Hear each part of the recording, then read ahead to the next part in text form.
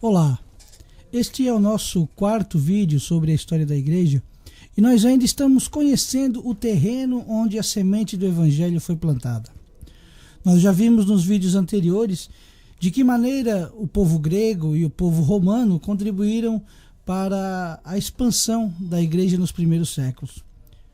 E na história da igreja de hoje, nós vamos conhecer então um pouco sobre a contribuição do povo judeu. Nós vamos conhecer um pouquinho também sobre esse povo, até porque foi no meio desse povo que Jesus nasceu. E a contribuição mais importante dos judeus para o cristianismo está no campo religioso. Isso porque o povo judeu era o povo da antiga aliança, o povo da promessa. Havia entre o povo judeu e Deus um laço, um acordo, uma aliança, que não podia ser quebrada de maneira nenhuma. Essa aliança estava concretizada nos 10 mandamentos que Deus entregou a Moisés no Monte Sinai.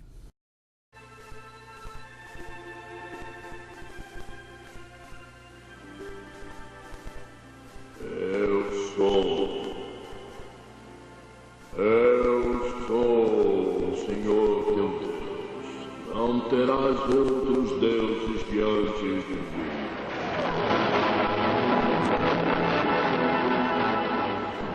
Não farás para ti imagem de escultura.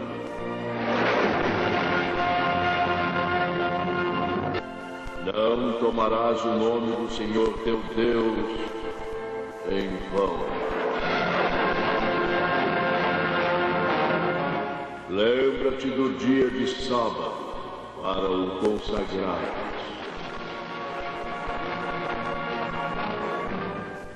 Honra a teu pai e tua mãe.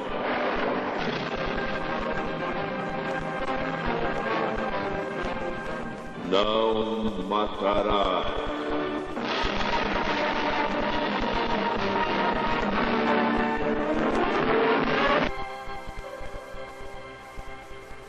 Não cometerás adultério.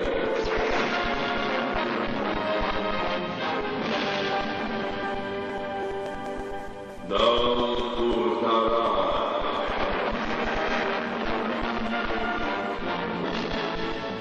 Não dirás falso testemunho contra o teu próximo.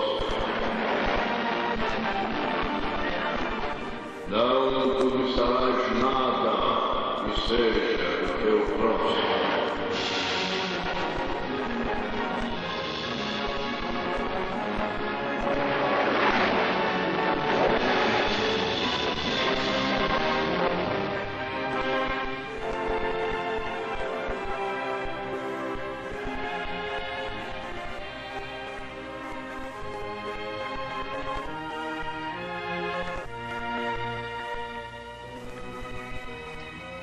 Escrita com o dedo de Deus.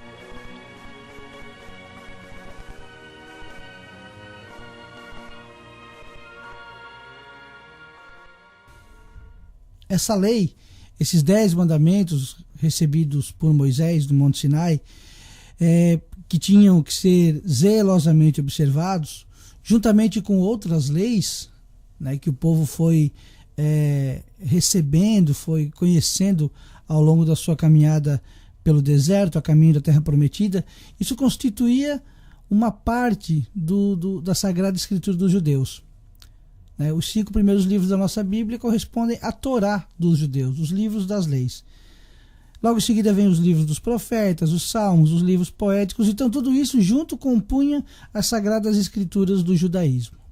Ao lado dessas escrituras, havia entre os judeus uma valiosa tradição oral, transmitida de pai para filho. Aliás, foi através dessa tradição oral que as Sagradas Escrituras do judaísmo, o nosso Antigo Testamento, foi sendo composto.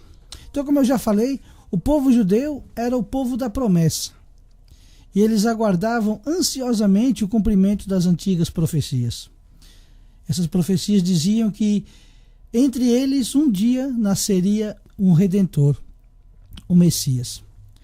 Mas antes de falarmos um pouco sobre essa espera pelo Messias, nós vamos conhecer o panorama político religioso daquela época, de que maneira o povo judeu vivia aquele momento histórico. Quando falamos em política, no meio do povo judeu, falamos também de religião. Nós sabemos, como nós já vimos nos vídeos anteriores, que o poder sobre Jerusalém estava nas mãos dos romanos. O Império Romano dominava inclusive aquela região. Mas, mesmo sendo povo dominador, os romanos tinham um certo respeito pela autonomia interna das suas colônias. Um exemplo disso é aquilo que está no Evangelho de João, capítulo 18, versículos 29 a 31. O sumo sacerdote judeu, ele tinha autoridade para resolver questões internas através da lei judaica sem precisar recorrer ao poder romano. Nós vamos ver um trecho do filme A Paixão de Cristo, onde está bem expresso essa autonomia judaica.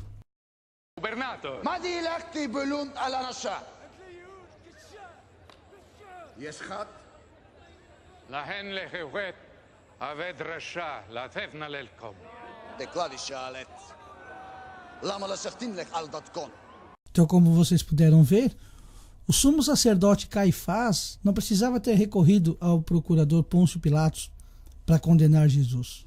Eles tinham uma autonomia, eles podiam usar das suas leis para fazer cumprir a ordem dentro do seu território.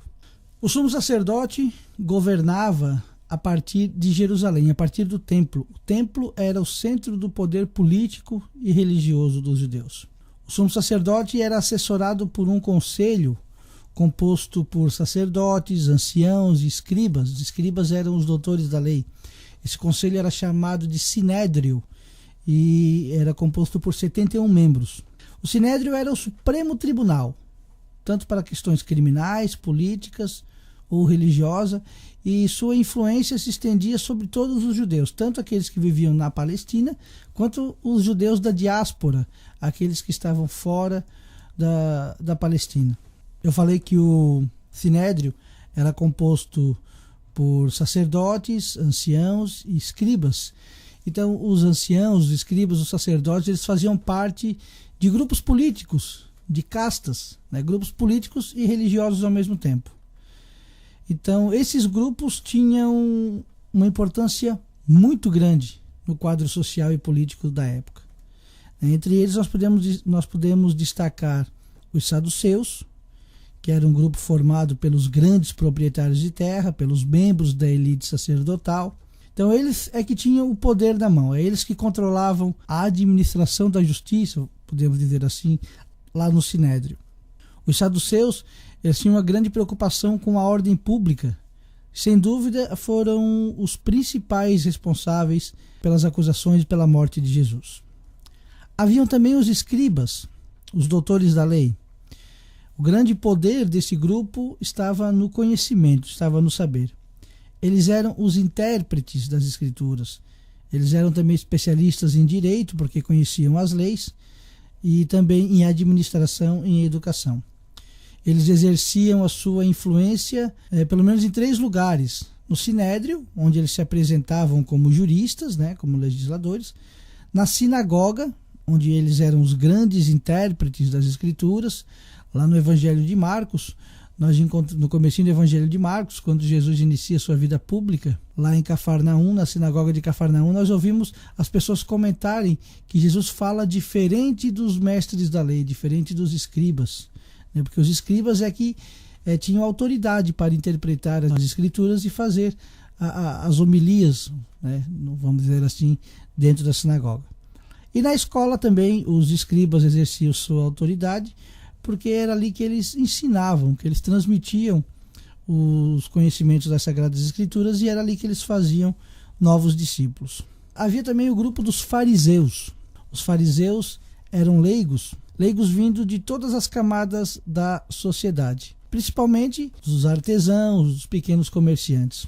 Então, uma característica dos fariseus é que eles eram muito rigorosos no cumprimento da lei.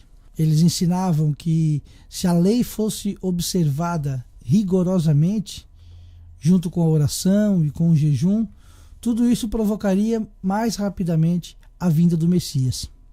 Havia também o grupo dos zelotes. A palavra zelote significa zelo. E esse grupo era formado por pessoas que vinham principalmente da classe dos pequenos camponeses, das camadas mais pobres da sociedade. Pessoas que eram massacradas pelo sistema fiscal, pelo sistema tributário da época. Nós sabemos que os zelotes foram aqueles que partiram para uma luta armada, aqueles que se revoltaram, que se armaram contra os romanos. Por isso, as autoridades os consideravam criminosos e terroristas. E eles eram radicalmente perseguidos pelo poder romano. 2 dos apóstolos de Jesus, Simão e Judas Iscariotes, eram zelotes. Havia também os essênios. Esse grupo, na época de Jesus, viviam em comunidades afastadas da Palestina, com um estilo de vida bastante severo. Eles habitavam as regiões de grutas, levavam uma vida em comum e dividiam todos os seus bens entre todos. Esperavam também, ansiosamente, a chegada de um Messias, que eles chamavam de mestre da justiça. Esse Messias iria organizar uma guerra santa para exterminar os ímpios, no caso os romanos, e estabelecer um reino de justiça, um reino eterno entre eles. Então, basicamente, esses eram os grupos que compunham o quadro político e religioso na sociedade no tempo de Jesus. E essa sociedade vivia basicamente, a economia nessa época era movimentada basicamente por 4 atividades: a agricultura, o artesanato e o comércio, e também os impostos.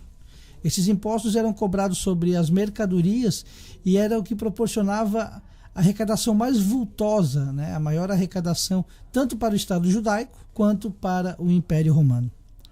A cobrança dos impostos era feita por judeus que assumiam essa função. Eles eram chamados publicanos. E por isso, por realizarem esse trabalho, essa cobrança dos impostos, que, como eu já falei, massacrava o povo, oprimia o povo, então essas pessoas, esses publicanos, se tornavam odiados. Então, como eu falava no início desse vídeo, o povo judeu era o povo da promessa, o povo que aguardava ansiosamente a vinda do Messias. E uma das primeiras profecias acerca desse Messias, existente no Antigo Testamento, nós encontramos lá no livro dos Números, naquele episódio em que Balaão se recusa a amaldiçoar o povo de Israel. Números capítulo 24, versículo 17, diz o seguinte: eu o vejo, mas não é agora. Eu o contemplo, mas não está perto. Uma estrela avança de Jacó, um cetro se levanta de Israel. Além dessa passagem do livro dos Números, todo o Antigo Testamento é uma preparação para o Novo Testamento. Então, não é raro nós encontrarmos em quase todos os 46 livros do Antigo Testamento alguma referência sobre a vinda ou sobre a vida do Messias. Nós podemos citar algumas delas que encontram sua resposta lá nos Evangelhos. Isaías capítulo 17, versículo 14, por exemplo, falando sobre a concepção do Messias, ele diz o seguinte: pois sabei que o Senhor mesmo vos dará um sinal. Eis que a jovem está grávida e dará à luz um filho, e dar-lhe-á o nome de Emanuel. Lá no Evangelho de Mateus capítulo 1, quando fala do nascimento de Jesus, da anunciação, nós encontramos exatamente o cumprimento disso que o profeta Isaías falou. Também o profeta Miqueias, capítulo 5, versículo 1, ele fala sobre onde deveria nascer o Salvador. Ele diz: e tu, Belém, pequena entre os clãs de Judá, de ti sairá para mim aquele que governará Israel. Suas origens são de tempos antigos, de dias imemoráveis. A resposta a essa profecia está lá em Mateus capítulo 2, versículo 1, quando é informado que o Messias nasceu em Belém, lá no diálogo entre o rei Herodes e os magos. Também o profeta Jeremias, lá no capítulo 31, ele profetiza sobre a matança dos inocentes. Assim disse Javé: em Ramá se ouve uma voz, lamentação, choro amargo. Raquel chora seus filhos. Ela não quer ser consolada por seus filhos, porque já não existem.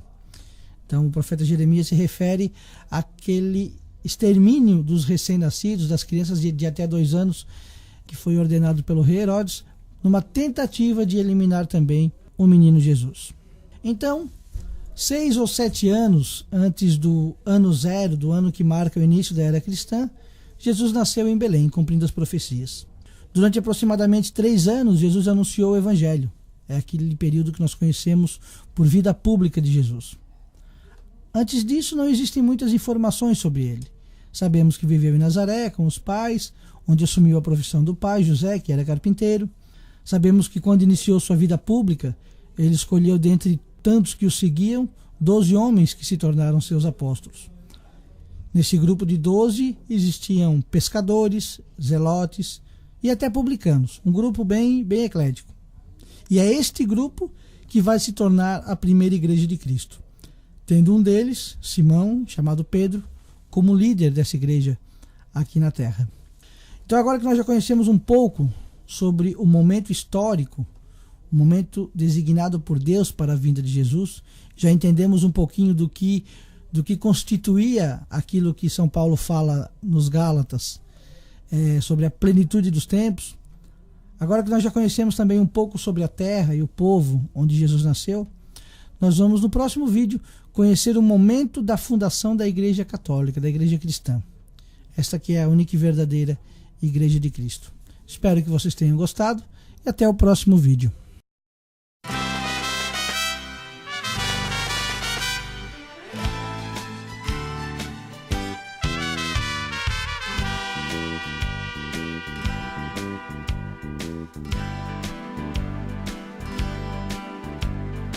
Troco a minha fé por outra fé, não troco a minha paz por outra paz, não deixo a minha santa religião